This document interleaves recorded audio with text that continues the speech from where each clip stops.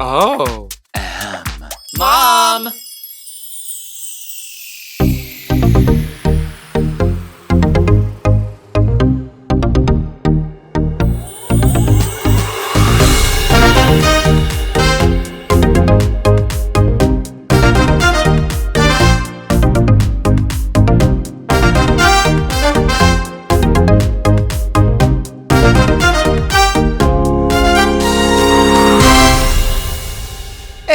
And welcome to the Sissy That Talk Show podcast. I'm Joseph Shepard, and I am joined by the fabulous Kornbread, the snack JETÉ. We just had a lot of fun on the talk show, didn't we? We actually, that was very entertaining. Like, I thoroughly enjoyed that. Good. I will tell you if I didn't. It was a lot of fun. I'm glad that you did. Yeah, I know it was a joy. So now we're going to get a little bit more intimate. Ooh. Because it's a podcast. Like, what kind of intimate, though? Like, personal question intimate or, like, nasty stuff? Both. Yeah, I'm super excited. So whatever it is. So I would like to start off by asking you, I saw recently the Out of the Closet video. Yeah. But you had said previously, which I thought, that you weren't going to work with RuPaul or World of Wonder anymore. So how did that happen? Wrong. That's wrong. Girl. It's probably because you didn't get to see it again on Twitter. Yeah, because it was back. So what I said, I was not going to season 15, and I was not doing All Stars. And if this is the problem, people like, not just saying you, I'm not talking about you at all, but like the internet in general, taking a twist off. My words were blatant that I wasn't going to season 15. It wasn't my choice because it wasn't. And I'm not doing nobody's All-Stars because I was not going back to All-Stars. If I'm not doing a regular season, then I'm not doing it. Those are my words. I never said I would not go back to Drag Race. I just was not going back to season 15, which I didn't. Yeah. And I think what happens is people taking it and they like run me because they want such a bad situation to happen with Drag Race or like such a... there's so many war stories about people who don't have great experiences on Drag Race for their own personal reasons or whatever, and so they expect it just to be bad for everyone across the board, and everybody expected it to be bad for me because, oh, she's a little loud and plus size and she's black, so they expected automatically I was going to hate my time there. So when I made that tweet and that post, it just went to, ooh, she's proving us right. I knew this would be the case, and it wasn't. It's just I was not offered 15, and I may or may not have had some kind of question or quest about an All-Stars. And I just said, I'm not doing 15. It wasn't my choice, but I'm not going to All-Stars. And people took that as, screw World of Wonder. And I'm like, no, that was not the case whatsoever. Why weren't you asked back for 15? I don't know. I don't work there.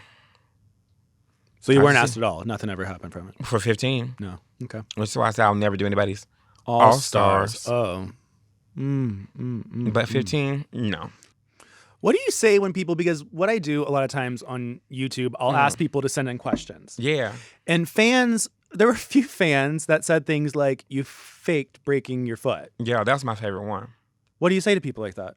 Oh, I just ignore it because you sound stupid. I mean, who spends a lot of money on Drag Race? A lot of it. To go and say, ooh, I'm going to break my ankle on this day. Like, what sense does that make? Yeah. They need any kind of theory people need a reason to dislike you or people need a reason to make it resolve for them. Yeah. But like, what do I look like going back and forth with the person? Oh no, I didn't hurt myself. Here's the doctor does record. For what? What is that going to do for me? That's once again me giving you too much access to me. I'm like, girl, I'll go down. Just like, not my problem. But yeah, if you think I faked it, then sure, I faked it. Like, think whatever the fuck you want. That's not my problem. That's your theory. Mm-hmm. But like, I know what happened. And I'm not about to spend that much money. I mean, we saw what's happening. I was doing great on the show. You really think I wanted to leave in the middle of that? Knowing they're sitting there that I was the personality and like always come in the room and I'm like, you know what? I'm doing so great and I'm having so much fun and I'm getting so much attention on every one of these episodes. I'm going to hurt myself. Bitch, I ain't been to La Creme. That was my first time going. I can't just say pick my lipstick for myself. That's dumb. So yeah, they sound very stupid. And they know they sound stupid too. Yeah. And now you just told them they sound stupid. So now they have another confirmation. Yeah, that they sound stupid. And I wish they would come to my Twitter and say something about it. I'll just block them too. But you're not blocked anymore, so technically you don't relate to them. I mean, not yet. But what's the difference between being a local queen and then being on Drag Race and then your stardom hits? Like, what's the difference? Did you notice, like, a big difference? Did you start, like, do the local queens view you differently now? This is my theory on it and, like, how I view myself, and I feel like everybody should too. No matter if you get on Drag Race or not, you are still a local queen. You are, if I came up in Los Angeles. This is where my drag started. I am still a Los Angeles queen. I just have a stamp next to my picture when I go to gigs, and I get paid higher, obviously, for those moments. And it's like, TV did do its job and it boosted everything, and super excited for all like opportunities and stuff. But I think people forget, like, girl, you're still a local queen. Even me doing Drag Race, I am still technically a baby queen. When I got on Drag Race, I still qualify myself as a baby queen because I haven't been doing drag that long at all. So it's like not much of a difference other than like what opportunities are in front of you and then how much you get paid. But like, baby, we all still local queens. At the end of the day, you still going home to your home bars and to your home venues, and that's where you feel the most comfortable at. You are local to Los Angeles. You are still a local queen. I think a lot of people forget that, and that's the problem. It's not like Drag Race is something that pushes everybody. Like, these are the best of the best. No. It is a mixture of some things are good in their eyes, some things are bad in their eyes. And people think just because they get on the show that they're better than everybody in their city, and it's not. You're probably just worse than the people in your city, and they just wanted somebody that was pretty bad. So that's why they didn't pick your friend who was better than you. That's how my mind goes. So yes, humble thyself. Please. So were you picked because one of your friends great. was Have better you than seen me? Hello. Went out on the 4th episode. Oh, Fenty. Volume 4 on Amazon Come Prime. On, listen, all these opportunities. No, but it's one of those things. I think those people need to understand that too. I always tell you people like local queens and like queens who have not done the show. The same thing. It's like, don't get discouraged from not being on Drag Race. That doesn't mean the people on Drag Race are better than you, because we've seen there's some like local quote unquote queens who outperform any of these people who have touched the Drag Race stage, other than people like Kennedy, because baby, ain't nobody touching Kennedy on nobody's dance floor. Let's be real. Listen, I have not, Kennedy and TT, I have not seen lip syncs like that touch Drag Race's stage. So I will take that back. You know, they will eat anybody up. But yeah, it's one of those things where it's like, they're not better than you. I'm not better than you either. It's just all about what they wanted at the time. Yeah. But the people who get on the show do change sometimes, some of them. And it's like, I don't like that. Baby, one of us, just like, you know, we're still local. So yeah, it's just paycheck. For sure. What's Big the difference. biggest paycheck you've gotten? The biggest one? Like, you want a number or like from the gig? Not the gig, just a number. I can't tell you that. Tell me the gig. Can't tell you that either. It's a lot of money. At least, you know, 5 digits. Okay. I'll take that. Yeah. I'll take that. Yeah. Should have been $100,000 or $150,000, but it wasn't. Now, that would have been the biggest one. Yeah. Ooh, that would have been lovely, but it's cool. I mean, you can make it by working. But no, I get paid pretty decently. It feeds my habit of buying them bags. How many bags do you have? I don't know. But I want one from each. One from major each labels. So I buy okay. bags from major labels. Then I buy bags from individual people, like small businesses who are like doing their thing. I enjoy because I just like a bag. But like if I'm going somewhere, if I wear like cheap clothes, then I put expensive items on with it. And if I wear like an expensive item, then I'll just grab one of my regular bags. Ooh. Yeah, you gotta mix it up. Are you more of like a big bag person, a small bag? Like what's the variety? Like, what do you like? So I buy like the smaller ones by accident. Like someone will go like shopping for me, like they're like at like Balenciaga or something. So then I'm like, oh my God, I love that bag. But when they show it to you, it looks completely different than what it is in person. I got this like this red and black like snakeskin hourglass Balenciaga, right? And on the phone, it looked so bad. I'm like, oh, that's the one. And then it got to me and was like very petite. And I was like, okay, cool. This is something I'll like take to like a carpet or something. But I prefer big bags because I carry a lot of stuff. Like I have a lot of stuff in a bag. Like usually like wrappers from Candy, like a couple of napkins, my eyeglasses, like my car keys. Well, actually I don't have a car, but like I still have car keys from the car that I had at my old house. I used to have a car in my garage and I never drove it. So you still have those keys in your bag? But they're actually in there right now. The car keys, Altoids, perfume, lotion, crumbs, because like stuff fall out when you be eating in your bag. But that's like, nails, like glue on nails just in case I need those. Glue. There's a lot of stuff in there. Usually a brush, huh? Passport. You look. Keep looking. What else in there? You good? You got everything but the passport. That's it. That's it. Yeah, I carry. And then the alcohol. Yeah. But you got to have your alcohol. What's your favorite? Yes, but you know what I just got like into? Because I always see like in the music videos, and, like I never drank that. But what is it? Remy Martin. Really? Yeah, I never had Remy Martin before, but like I always like, so I was like, I googled it because I have a bar at home. There's like one upstairs in my room, and there's one like downstairs. So my downstairs bar is like the one like Two like, bars? well, there's 3. There's one in the front room too, but that's like small stuff. But like the one upstairs is like the stuff that I drink or if I'm hosting parties, not trade. Which technically sometimes it's a party too. But like downstairs is like the main bar, so that's like how like all the cute bottles. So when I was clicking, I saw Remy Martin, so I got it just for decoration. So I was like, you know what, I want to try it out. It's actually really good. And I Googled it, so I was like, okay, so what do you mix with this and how do you make it? Because I actually like make drinks. I like go to YouTube. Are you good at it? Making drinks? Absolutely. Like the stuff that I drink for myself, nobody else probably would drink it because they were like, "Bitch, you're crazy." I have like a weird like palate. But for people, yeah, I like doing like I go to classes. You don't have classes for it. I used to go to like a Hennessy class, and they teach you the different levels of Hennessy. There's different levels? Yeah. Oh my God. You can come over now that I unblocked you, and we'll like go through them. But like there's like levels, and then they teach you how to like make them. I even got like the little square ice or the circle ice, depending on which one you're drinking, and like the orange, and then like infusing it with the smoke. I learned how to do all that stuff. So I learned that with Remy Martin, but it's like really good. It's very good, very good mix too. So that's what's on your radar right now. That's Remy Martin, yeah, I love it. I'm a 1942 person. If I ever go to a party, I always bring alcohol, and it's always a bottle of 1942 because it's what I like. And then if you sit it there, then it's gonna look better than what everybody else bought. That's because true. it comes in a casket. Are you more of a shots person, or are you more of like a mixed drink? I'll drink anything, but like particular things like 1942, yeah, we're gonna sip on it like as it's formed because it's smoked for a reason. And it also gets you real like fucked up. And if you take shots of it, that's not fun. Just a waste. Like, like sip. Take your time. Look cute with it. Heat it up on a little heating glass if you want to. Oh. Yeah, you didn't have those things. Oh. Well, we're going to heat up this break, and then we are going to get back. And we'll see you soon on the Sissy That Talk Show podcast. Not heat up that break.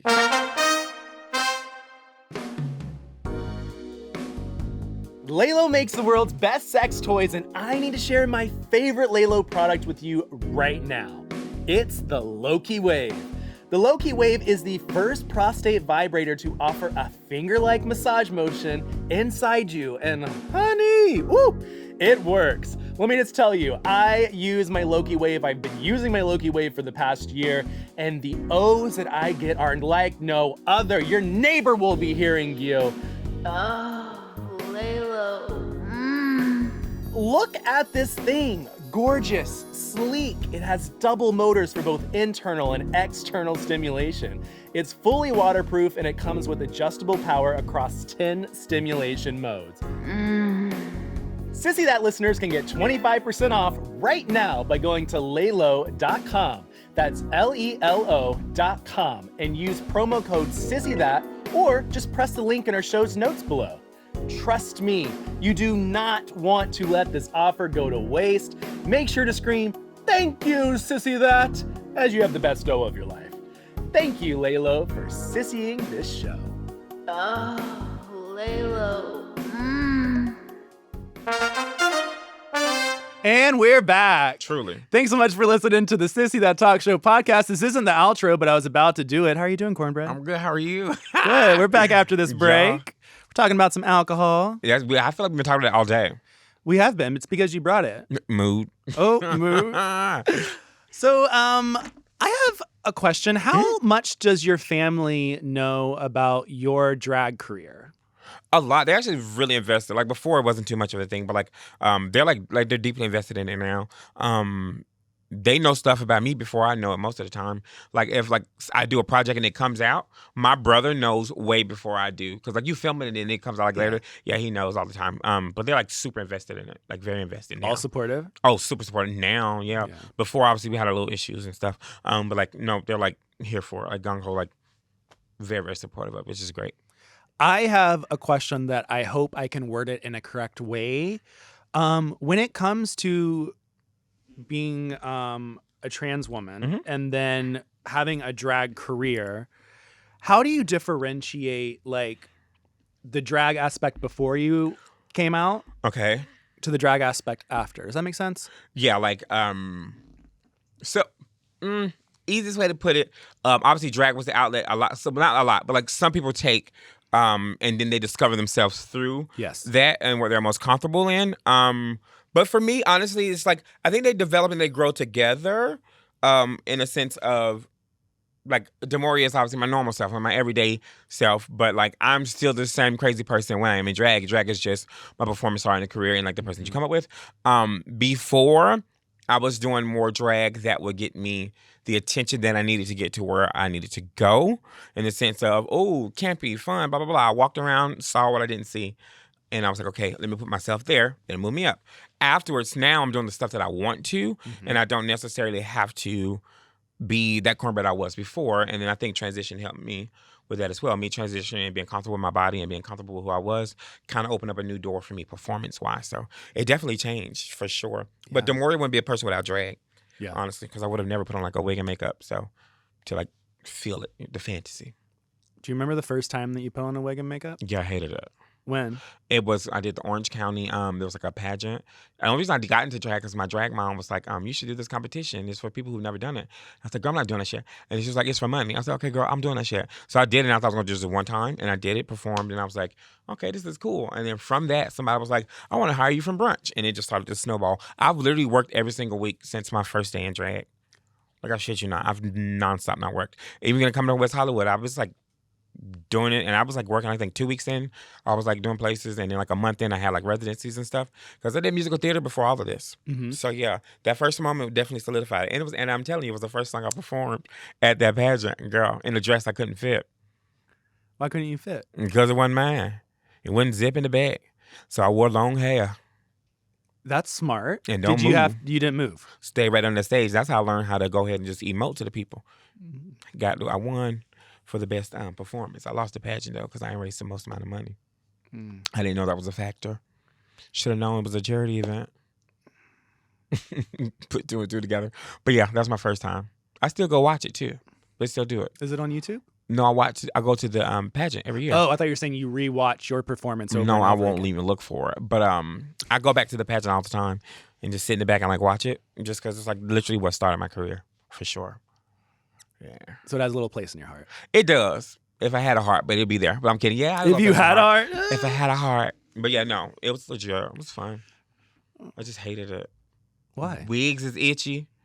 When they're not human. And then the dress didn't fit, so that was obviously tight. And then makeup on your face. It just felt all weird and like, I think I was weird because I felt comfortable, if that makes sense. I think I was weirded out because I was so comfortable with like what it was, and I was like, oh, okay, I don't want to like feel, because I was like still in my like mental of transitioning and stuff, and I didn't know what that was. So I probably was weirded out because it was too comfortable that I hated it. Maybe that's what it was. This is therapy now. It is therapy. Look at you getting me through. Have you ever been to therapy? Every day. Every day. No, I'm kidding. I go to therapy once a week. That's good. You got to keep your mental together. You do. If you crazy like me, you need therapy. As much shit as I talk, and on the regular, and as much crazy stuff that come out my mouth, I need to tell somebody the stuff that I don't say. Yeah. What do you think your therapist thinks about you? She think I'm crazy. She told me. She said, something wrong with you, child. I said, baby, I know that why I'm here talking to you. She funny as hell, and she be reading me down. Really? Yeah, my therapist is funny. Well, but I've had like 2.5 years, 3 years. Yeah, so she know me. So she be like, ooh, now girl, I can't excuse you for that. Like, she'll let me know for sure. She thinks I'm bad shit, and she's correct. Well, that's good that you know that. Yeah, hell yeah, you got to know it. You can't live like this if you don't know it. Baby, I live in my crazy. But the bad shit ain't bad. But no, I do have a therapist. She's great. Like, she talks to me all the time about like how I be presenting myself and saying stuff. Before I tweet stuff, sometimes I talk to her about it too. Really? Hell yeah. Did you talk to her before you blocked me? But I called her. I said, girl, I had to block his ass. Right on the bus. You playing about for real. No, but I explained to her why. She said, that's a good thing because, you a year ago would probably try to go back and be combative. I'm like, yeah. But she don't know how to be combative in people's inboxes. I don't tell her that part. Because that's private. Like, Girl. you can't see that in public. And she gonna listen to this too. Is she? Oh, she listens and watches everything. I heard what you said, and then she drags me on it. She's really good. What does she think of your dating life? She know I'm a hoe. Are you a hoe? No, I'm actually not a whore. I actually am not that sexually active today. I was last night though, but like, yeah, no, I'm not much of a whore. I screw the same people. I have my same Rolodex. Okay. I can count on my hand the amount of people that I've hooked up with. What's your definition of hooking up? Like contact. What do you mean? Because sometimes people like hooking up means actual sex, like penetration, and then sometimes hooking up just means like Anal is not sex, so that does not count. First off, what'd you say? anal does not count. That's not sex. Okay, We all know well that. then what's hooking up? When they pay for it, no, I'm kidding. No, like, but like if you make contact, anything in the form of like So is making out hooking up? sucking and fucking. What you want me to say? No, making out. No, that's the way to say hello. Is sucking a dick? Yes, that's hooking up. Okay. Yeah, for sure. Okay. Dangling participles in your throat, that's definitely a hookup. But yeah, like that. But I can count on my hand.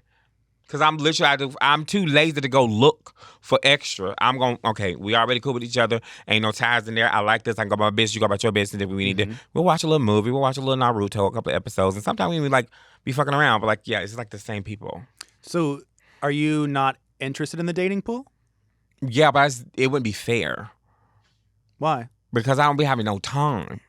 Ask my friends. I barely look at my phone and answer a text message on the record.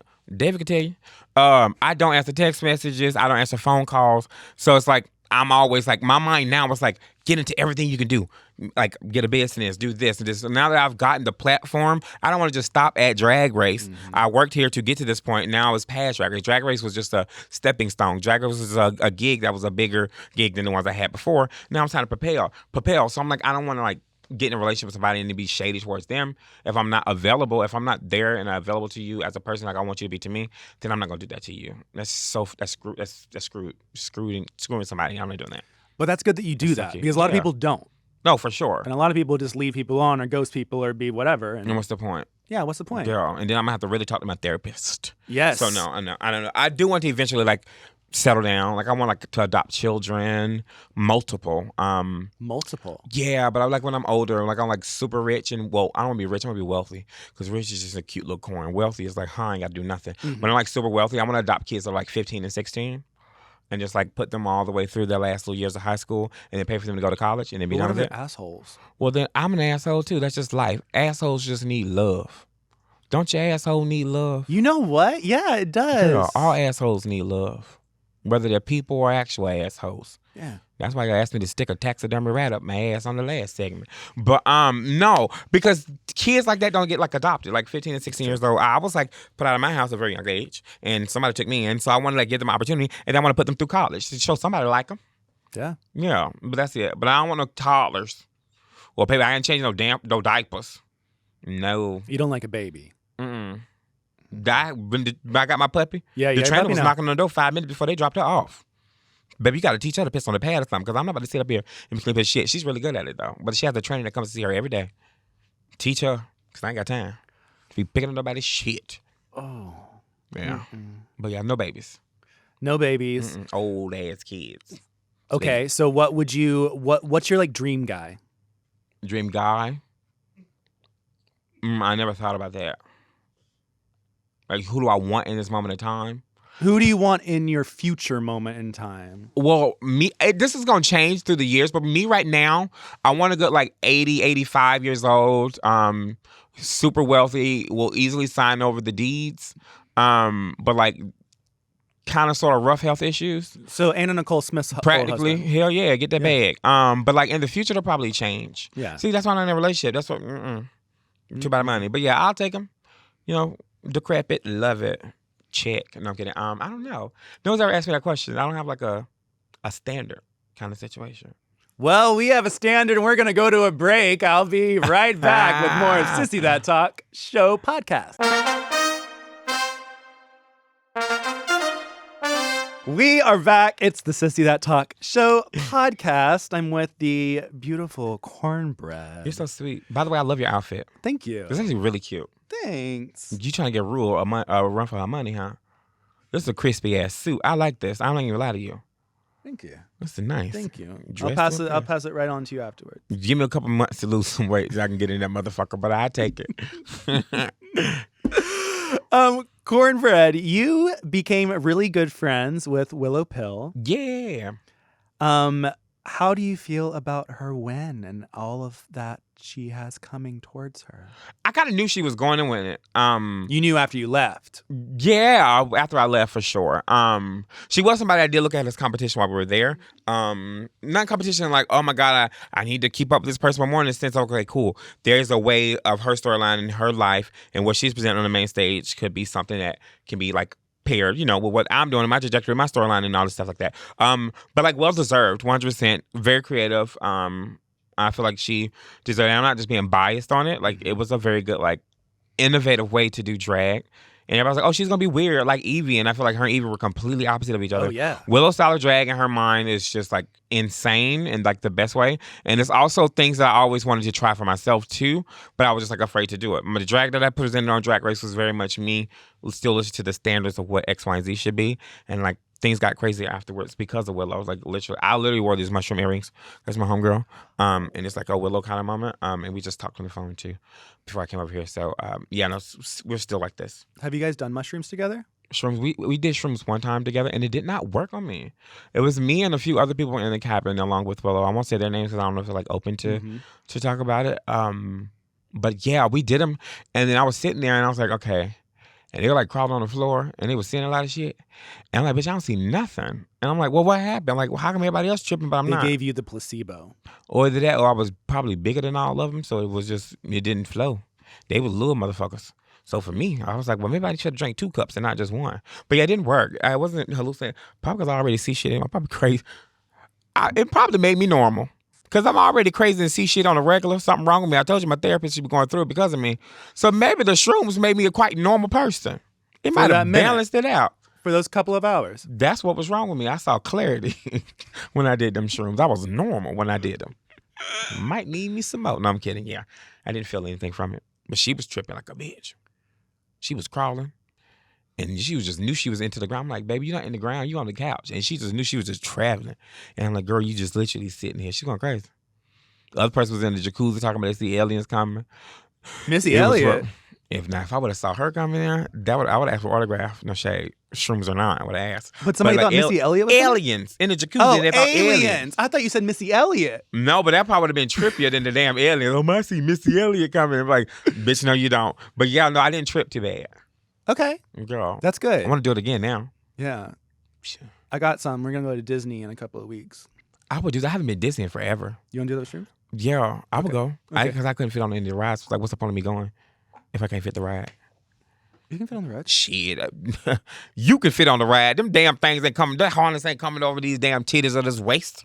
And you know that. So what's the point of going to Disney? To walk around and eat? I'm going to be sluggish and mad. I want to get on the roller coaster, so I got to wait. We can go in like 6 months. Okay, 6 months. I would actually go with you. I'm not kidding. I would too. I'm not a liar. I got a pass, so we can go. I don't have one of those, but I'll get one. Yeah. And then we got the goods. You got Fast Pass? Yeah. I also okay, good. Yeah, I got some goods. I got a lot of goods. I still got my front boot. Of the line I got stuff. my boot from the show too.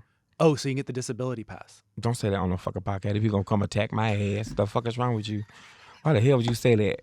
Why would you say that? Now they about to come over here and kick my ass. You said you had your boot. Yeah, but you ain't had to say it. Damn it, you know what I meant when I said the boot. You should have kept that to yourself. I'm sorry. I could have lied like, no, I was talking about my walking boot, and you gonna tell the people what I'm talking about for real. Now I'm gonna let you wait in the line when I go in front of you. All right. Well, last question for you, Kornbread, is Barbara Walters used to always ask people and celebrities that she interviewed if they were a tree, what tree would they be? But I would like to know from you, if you were a sandwich, what sandwich would you be? Ooh. I don't know, honestly. That's really hard. A sandwich? Okay, what about pizza? That's hard too. It's like, why would you ask that? That's the hardest thing somebody could ask. That's stressful. A sandwich? A sandwich, yes. I don't know. That's hard. I'm not even trying to be dramatic. That's very hard. Like, what kind of sandwich would you be? Okay. If I were to be a sandwich... You see how stressful that is? I get it. I get it. That stressed me out. Because now on the whole car ride back, I'm going to be thinking about sandwiches and what kind of sandwich I would be if I was on somebody's goddamn table. And I wouldn't know. Now I feel like I'm less than the rest of the world because everybody know what sandwich they want to be, but not me. Who know that many sandwiches? So there's a lot of sandwiches. You can go to Subway and you have a variety. See, that's how I know what sandwich I want to be. That's very the multiple personalities I got. I would be a tray. You know the trays they do at parties with the multiple flavors of sandwiches? That would be me. I will be a sandwich platter. So you're a surprise. Yeah, I got a lot of personalities. They're in here talking now. I was trying to see which one I was going to let do the podcast today. They're in there fighting because one don't want to get a word out. I said, girl, stay back. But like, yeah, so I would be like a whole tray. Let's do that. A tray of sandwiches because I don't know which one I'm going to be. But I'm going to eat every last one. I'm going to just pick one up because it's a lot of pressure. Grabbing a sandwich off a sandwich tray.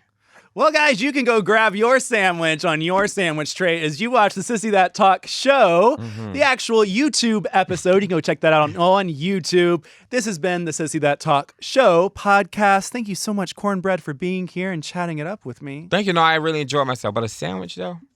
I know. Sandwich. Bye. Sandwich. Sissy That Talk Show podcast is a Moguls of Media and Forever Dog production. Hosted by Joseph Shepard. Produced by Big Dipper, Joe Cilio, and Mariah Nicholas. Engineered by Margot Padilla. And edited by Doug Robertson.